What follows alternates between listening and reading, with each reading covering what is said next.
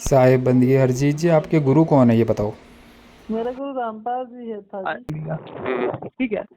एक साल मैंने 2016 में नाम लिया, 17 तक मैंने शिद्दत के साथ निभाया, लेकिन उसके बाद कहाँ मेरा मन खराब हुआ, जहाँ आर्या वालों ने एक पोस्ट लिखी थी। उन्होंने ये लिखा था कि भी सतपुरुष ने ऐसे किया, वहाँ कोई दर्जी भी नहीं होता कपड़े बदलने वाला, जहाँ कपड़े भी नहीं होते होंगे वहाँ तो अष्टंगी को लड़की बना दिया। एक चीज बात उसके बाद मैंने छोड़ दिया था वो सारा।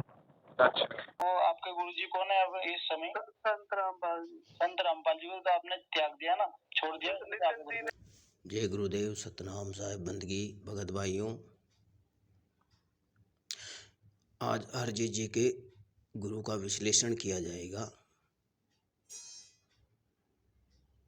कि हरजीत जी बोलते हैं। सबसे पहले तो राम सिंह जी से और हरजीत जी से बातचीत हुई तो हरजीत जी ने पूछा था कि भाई आपके गुरु कौन है, वर्तमान में गुरु कौन है। तो इन्होंने क्या रामपाल जी महाराज को अपना गुरु बताया और उन्होंने अपनी वाणी में ये भी कहा था कि 2018 के लगभग जब आर्य समाज की कोई पोस्ट उन्होंने पढ़ी तो उनके दिल के अंदर बहुत बड़ा धक्का लगा। धक्का लगने के बाद इन्होंने ज्ञान के संदेह में आने के कारण उन्होंने गुरु के ज्ञान को त्याग दिया।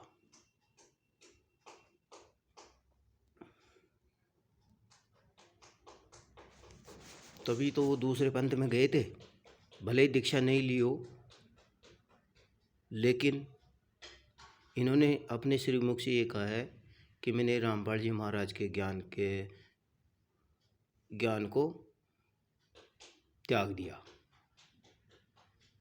अब पॉइंट ये नोट करना है, नहीं कहने का मेरा तात्पर्य है कि गुरु जो होता है वो ज्ञान होता है। अब ज्ञान से डिस्कनेक्टेड हो गए, रामपाल जी महाराज का जो ज्ञान था उससे डिस्कनेक्टेड हो गए। अब वर्तमान समय में अगर इससे कोई व्यक्ति ये पूछे कि आपका गुरु कौन है तो ये कहेगा, अरजीत जी कहेंगे कि मेरा गुरु तो रामपाल है, रामपाल जी महाराज।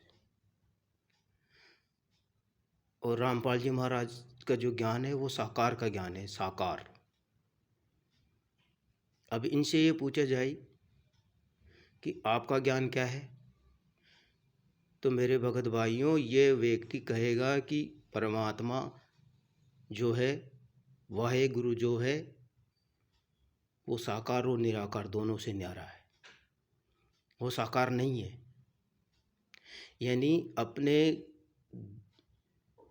ये व्यक्ति ये कहेगा कि मेरा जो गुरु है वो रामपाल जी महाराज है और रामपाल जी महाराज का जो ज्ञान है वो साकार का ज्ञान है। उन्होंने सिद्ध कर दिया पूरी दुनिया के अंदर कि रामपाल जी महाराज का जो ज्ञान है वो साकार है। अब ये मना करेगा हरजीत जी का जो ज्ञान है वो साकार, वो मतलब कोई व्यक्ति ये पूछे कि हरजीत जी आपका ज्ञान साकार थोड़ी ही है तो ये मना कर देगा, यानी साकार के ज्ञान से डिस्कनेक्टेड हो गए हैं ये। और रामपाल जी महाराज का ज्ञान है साकार का और ये साकार के ज्ञान से डिस्कनेक्टेड हो गए। तो भाई आप रामपाल जी महाराज से कैसे जुड़े हुए हो? आप तो गुरु और शिष्य की जो परंपरा है ज्ञान आधार से, क्योंकि गुरु ज्ञान होता है, तो उससे तो आप वैसे ही डिस्कनेक्टेड हो गए। तो फिर रामपाल जी महाराज आपके गुरु कहाँ से हो गए? क्योंकि वो तो साधना ही डिस्कनेक्टेड हो गई, क्योंकि संदेह के घेरे में हो गए ना। आपने कहा था कि आर्य समाज की एक पोस्ट में हमने पढ़ी तो उससे मेरे दिल के अंदर धक्का लगा।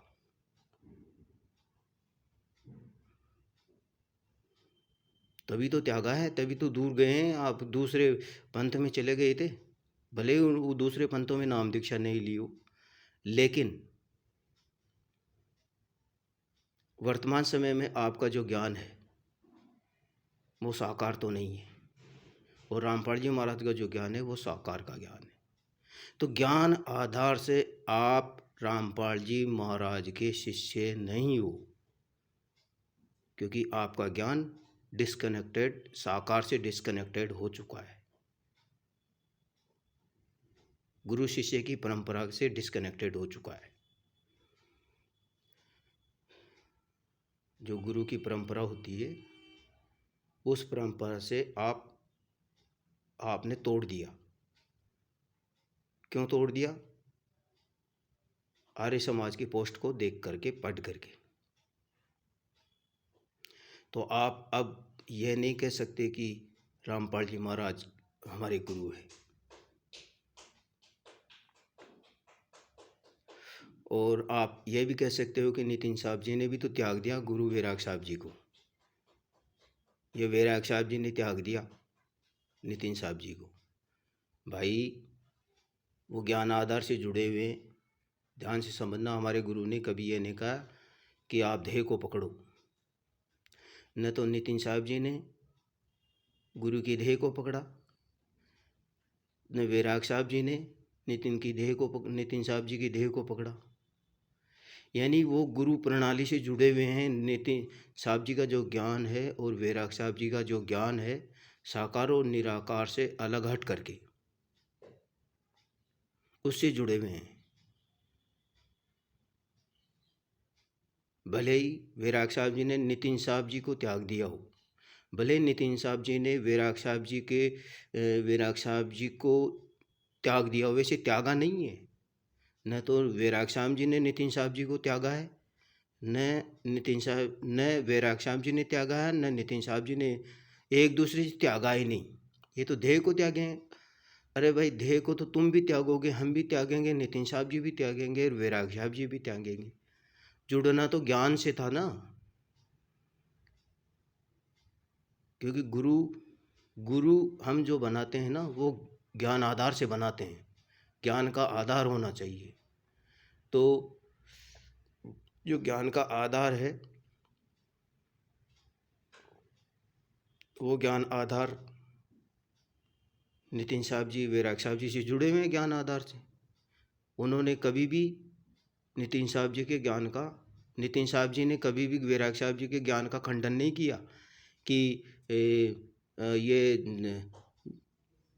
मतलब जो परंपरा से जुड़े हुए हैं, ज्ञान की परंपरा से जुड़े हुए हैं। मेरा मतलब तो ये है, जो वैराग साहब जी ज्ञान की परंपरा अपने शिष्यों को देते हैं, ध्यान विधेय की साधना, वही साधना नितिन साहब जी भी देते हैं। तो परंपरा से डिस्कनेक्टेड नहीं हुई। तो आप कैसे कह सकते हो कि नितिन साहब जी ने तो त्याग दिया अपने गुरु को, या वैराग साहब जी ने त्याग दिया? भाई, ध्येय को त्यागा जाता है। ध्येय को तो तुम भी त्याग दोगे, हम भी त्याग देंगे, सभी को त्यागना है। हमारे गुरु ने ध्येय को पकड़ने के लिए नहीं बोला है, ज्ञान को पकड़ना था। और ज्ञान आधार से नितिन साहब जी और वैराग साहब जी एक हैं। जो ज्ञान की परंपरा है वो वैराग साहब जी के पास जो है, वही नितिन साहब जी के पास है। लेकिन आपके पास तो नहीं है ना। आपका तो ज्ञान ही साकार का ज्ञान नहीं है। अब सबसे पहला सवाल तो यही है कि आप ये कहते हो कि हमारे जो गुरुजी हैं वो रामपाल जी महाराज है, और रामपाल जी महाराज जो ज्ञान देते हैं वो साकार का देते हैं। तो अब मुझे बताओ, आप शिष्य होने के नाते, रामपाल जी महाराज का शिष्य होने के नाते, गुरु परंपरा के आधार से आपका ज्ञान साकार तो नहीं है।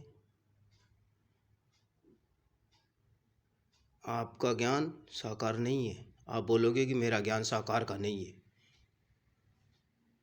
तो आप रामपाल जी महाराज की जो गुरु परंपरा है, रामपाल जी महाराज का जो ज्ञान है,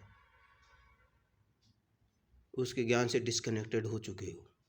तो आपने, कहने का मेरा तात्पर्य, गुरु और जो शिष्य होता है वो देह से जुड़े हुए नहीं होते हैं, वो ज्ञान से जुड़े हुए होते हैं। और परंपरा ज्ञान की ही होती है। शिष्य ज्ञान आधार से बना जाता है, देह आधार नहीं होता है। ठीक है ना। और रामपाल जी महाराज को आपने जब बोला कि मेरे गुरु तो रामपाल जी महाराज हैं, तो आपने ये भी क्यों बोला ताकि दुनिया मुझे निगुरा न कहे। नुगरे तो आप हो ही, क्योंकि ज्ञान आधार रामपाल जी महाराज का ज्ञान आधार नहीं है, ठीक है ना। क्योंकि रामपाल जी महाराज का ज्ञान और आपके ज्ञान मिसमैचिंग ज्ञान है, तालमेल बैठेगा ही नहीं। तो सबसे पहली चीज़ तो आपका जो टैग लगा हुआ है ना ज्ञान का, वो निगुरे का टैग है। निगुरा यानी बिना गुरु का, ज्ञान आधार से।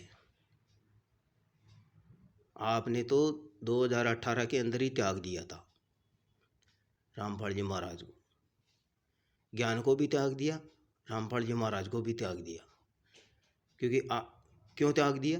क्योंकि आर्य समाज की उस पोस्ट को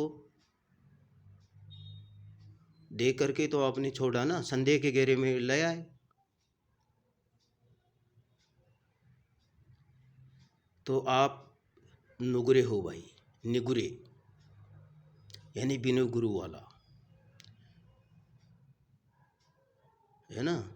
तो ये चीज़ समझना है आपको। हम तो समझ ही चुके हैं आपकी चालाकी।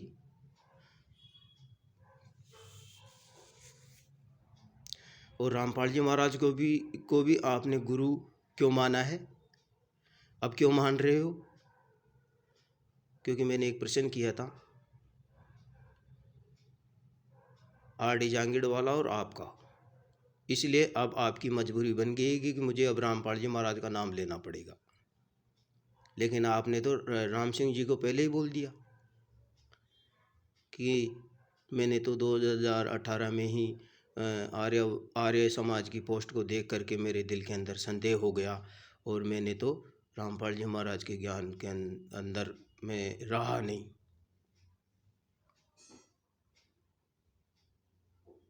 ठीक है ना।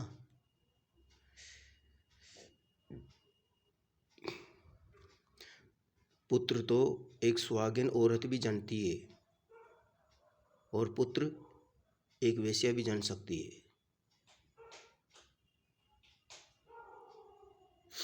लेकिन भाई जनने जनने में फ़र्क है। सुहागिन जो औरत है तो होती है जिसका जो पति होता है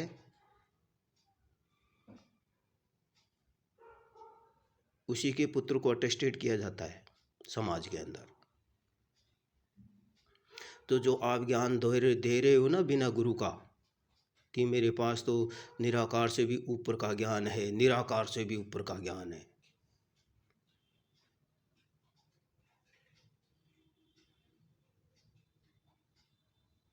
वो ज्ञान व्यभिचारी ज्ञान है। क्योंकि व्यभिचारिणी स्त्री जो होती है ना उसका कोई पति नहीं होता है। उसी प्रकार से आपका भी कोई गुरु नहीं है। आध्यात्मिक क्षेत्र में, आध्यात्मिक मार्ग में जिसका कोई गुरु नहीं होता है और वो अगर बिना गुरु के ज्ञान देता है तो वो ज्ञान व्यभिचारी ज्ञान कहलाता है। गीता में ये लिखा हुआ है। तो तुम्हारा तो ज्ञान व्यभिचारी ज्ञान है भाई। तो पहले तो ये सिद्ध करके बताओ कि तुम्हारा जो गुरु है वो रामपाल जी महाराज है। क्योंकि आपने बोला है कि मेरा गुरु रामपाल जी महाराज है। तो रामपाल जी महाराज है तो रामपाल जी महाराज का तो ज्ञान ही साकार का है। लेकिन अब तुम नहीं कह सकते हो कि मेरा ज्ञान साकार का नहीं है।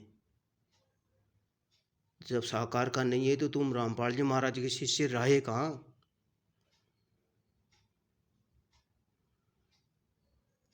दूसरी चीज़, अब आप ये कहोगे कि मेरा जो ज्ञान है वो तो साकार निराकार से परे का है, निराकार से भी ऊंचा है। तो वो तो किताबों में भी लिखा हुआ है, भजनों के माध्यम से भी लिखा हुआ है, हर जगह लिखा हुआ है, संतों की वाणियों से भी लिखा हुआ है। वो तो मैं बोल दूंगा। लेकिन जो मैं बोल रहा हूँ वह ज्ञान क्या अटेस्टेड है, स्वीकार्य है?